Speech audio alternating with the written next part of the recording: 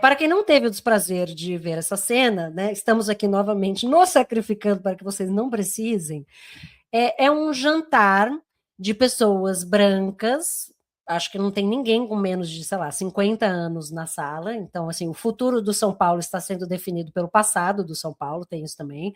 Todas pessoas brancas, Uma ricas, mulher, numa eu ouvi uma mulher. uma mulher, que é a diretora de futebol feminino do São Paulo atual, então ela é membro da atual gestão e diretora do futebol feminino, num evento, numa sala, num apartamento de rico, numa sala de jantar de rico, com vinhos caríssimos, celebrando o lançamento da candidatura do Caboclo para a presidência do São Paulo. Quem não lembra, eu recomendo que pesquise, se tiver estômago, as acusações de assédio sexual e moral que ele teve e que o Caboclo conseguiu ser defenestrado do cargo de presidente da CBF.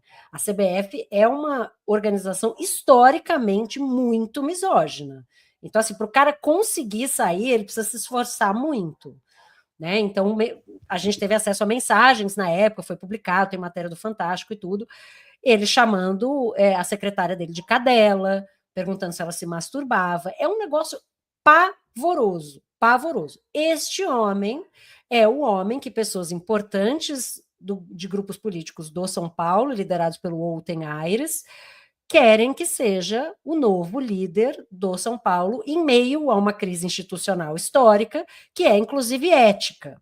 Então, essas pessoas estavam lá, e aí elas cantam um grito de guerra bizarro, parece uma coisa meio de maçonaria, sei lá, uma coisa totalmente estranha, dos anos 50, e que uma mulher ligada à política do São Paulo me ligou, indignada, né, perguntando se eu ia escrever sobre o assunto, porque né, estava crescendo um movimento dentro do São Paulo para tentar parar isso, e aí ela falou que essa é um canto enraizado no patriarcado que representa tudo que tem de errado com esses políticos do São Paulo, desse grupo especificamente muito branco, muito rico, muito, enfim, carregado de Masculino. preconceitos, muito masculino, muito carregado de preconceitos, mas me chamou a atenção a palavra que ela usou, a expressão que ela usou, enraizado no patriarcado.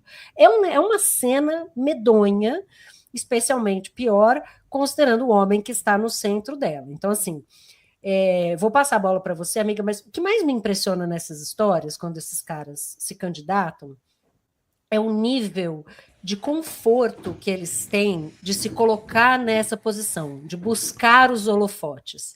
A gente comete pequenos erros no dia a dia e a gente não dorme. A gente fica num ciclo de culpa permanente, querendo, né, corrigir os nossos erros, fazer o melhor, né, nunca errar. Esses caras cometem crimes, cometem atos abjetos e se sentem totalmente à vontade para alguns anos depois se colocar em destaque novamente. Assim, eles não têm medo de serem apedrejados em praça pública. Por que Não não tem serão? medo, porque não serão. É isso. Então, algumas coisas assim. Você sabe a minha posição a respeito de eu achar que as pessoas se transformam, né? Eu sigo, eu sigo na minha. Alguns chamam de inocência, outros de ingenuidade. É, eu não sei do que eu chamo, mas eu acho que as pessoas, elas têm a capacidade de se transformar. Eu sei disso, eu já vi pessoas se transformando, né? A gente se transforma, assim, eu tenho vergonha da pessoa que eu fui um dia, sabe? E tá tudo bem com isso, porque a ideia de que você tem vergonha da pessoa que você foi é que você tá melhorando, né? Se existe o que a gente veio fazer aqui, qual o sentido disso aqui, talvez seja a gente melhorar, né? Então, eu não acho que um cara, por ter sido defenestrado da CBF, por, porque ele teria cometido crimes grotescos como esse, que ele tem que parar de trabalhar. Ou que ele não pode se Uhum. candidatar. Eu não acho isso, amiga. Eu acho que as pessoas têm a chance de dar a volta por cima nelas mesmas. De enterrar um passado vergonhoso, né? Então, o que eu gostaria de ter visto? um caboclo que falasse assim, gente, eu estou vindo aqui, humildemente, dizer que o meu passado me condena. Eu realmente fui flagrado em mensagens, né? Veio a público, então não tem muito o que falar, né? Cometendo crimes de violência contra a mulher. Mesmo que tenham sido só verbais, assim. Mesmo que tenha sido uma coisa só te perguntar, você se masturba, ou chamar de cadela. Isso já é um horror, tá, gente? É que eu não acho que os homens acessem esse lugar. Esses homens, né? Do tamanho do horror que isso é. Primeiro porque crimes graves, eles começam na fala. Não existe um crime de feminicídio ou de estupro que não tenha começado no verbo. Não, simplesmente não existe. Isso quer dizer que todo mundo que abusa verbalmente de uma mulher vai acabar estuprando ou matando? Não, não quer dizer. Isso quer dizer que todo mundo que estupra e mata começou falando. Então, nós mulheres, é uma violência muito grande você ir trabalhar e ser colocada na posição de objeto. Você está ali para ganhar um dinheiro, para tentar se sustentar, pagar o aluguel, dar comida para um filho. E você tem que continuar indo, mesmo sabendo que o seu chefe vai te colocar na posição de coisa, né? Então é muito grave. A gente teve um ministro que colocou a mão na perna, na coxa de uma ministra. E fala, não foi nada. Ele nunca disse, eu não coloquei. Reparem. Ele diz assim, não foi nada. Porque é esse o problema. Os homens acham que não é nada. Ah, meu Deus, agora vou me demitir só porque eu chamei ela de cadela. Só porque eu perguntei se ela se masturba. Só Só por porque eu botei a mão na isso. perna dela numa reunião de Estado. Ah, gente, pelo amor de Deus, todo homem faz isso. Agora vocês vêm falar comigo. Bom, alguém vai ter que se implicar. Então, quando um homem conseguir se implicar, quando o homem conseguir falar, gente, assim, eu fiz essa merda. Fui eu mesmo esse cara, eu estava infectado de machismo, de misoginia, eu tô lendo, eu tô estudando, eu tô me transformando, eu vou fazer aqui uma administração que vai ter só mulher, só vai ter mulher.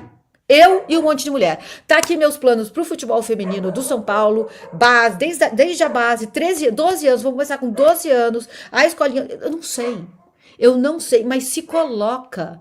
Só que eles acham que eles vão lançar uma candidatura sem tocar no assunto, amiga. Porque eu vi a carta em que ele coloca o meu nome à disposição. Ele fala isso. Coloca o meu nome à disposição de São Paulo. Meu amigo, coloca seu nome à disposição de um mundo melhor. Se coloca como aquele cara que se transformou. E aí ele lista o que ele teria feito de bom para a CBF com números. Mas não dá para você colocar embaixo do tapete. Então por quê? Vamos supor que os números sejam verdadeiros, que ele tenha realmente, nossa, ele que pôs o VAR, ele que pôs a caralha toda lá para dentro. Mas então, tudo isso justifica o modo Exato. como ele tratou a mulher? Então o BAP vai lá e faz um PPT com todo o dinheiro que ele economizou em catraca, em cloro na piscina, na caralha toda também. E aí ele ofende de uma maneira absolutamente cretina, infantil, canalha, uma das maiores jornalistas esportivas do Brasil. Tá tudo bem, gente. Ah, ele é o BAP. Ele Ele é manda tão muito bom pro bem. Flamengo. Sete taças ele ganhou. Chega de mimimi, né, gente? Então é isso, assim. Eles acham realmente que eles podem lançar uma candidatura sem tocar no assunto.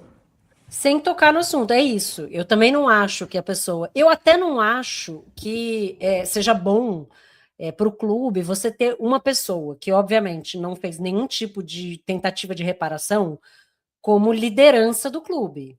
Eu não acho que esse tipo de pessoa deva ter figura de destaque, deva ser exemplo para ninguém. Mas é óbvio que isso é muito pior quando ele finge que não está acontecendo nada, porque aí a mensagem é: eu posso fazer, não preciso me retratar, não preciso me desculpar, não preciso nem dizer que estava errado, é só esperar um pouquinho e daqui a pouco eu volto. Porque o sistema vai me aceitar de volta, porque eu sou um ótimo gestor. Então, não importa que eu seja um canalha, desde que eu seja um ótimo gestor. Né? E isso é uma coisa que é muito comum no esporte, na música, na cultura, no entretenimento, na ciência, na tecnologia, em todos os lugares, na verdade, onde homens têm muito destaque e ganham muito dinheiro, que assim, a mulher é vista como um custo colateral. Não, eu não vou tirar da presidência da empresa um cara que rende bilhões por ano porque ele assediou uma funcionária. ou porque ele estuprou alguém, não, gente, mas assim, olha o custo que isso vai ser, né? Como se não tivesse um outro custo, como se o Caboclo, como presidente do São Paulo, mesmo só como candidato, a gente não estivesse dizendo para outras pessoas poderosas e para as mulheres, né, que trabalham ao seu redor, que o assédio será tolerado. Então, assim, se submeta, porque, meu bem, é isso. Aqui isso não é um problema, né? E a sensação que eu tenho é que o São Paulo, ao abraçar, né, o São Paulo não, né? Mas pessoas ligadas politicamente ao São Paulo abraçarem o caboclo, essa é a mensagem que elas estão dando. Porque elas não fizeram nenhuma menção ao que aconteceu, né?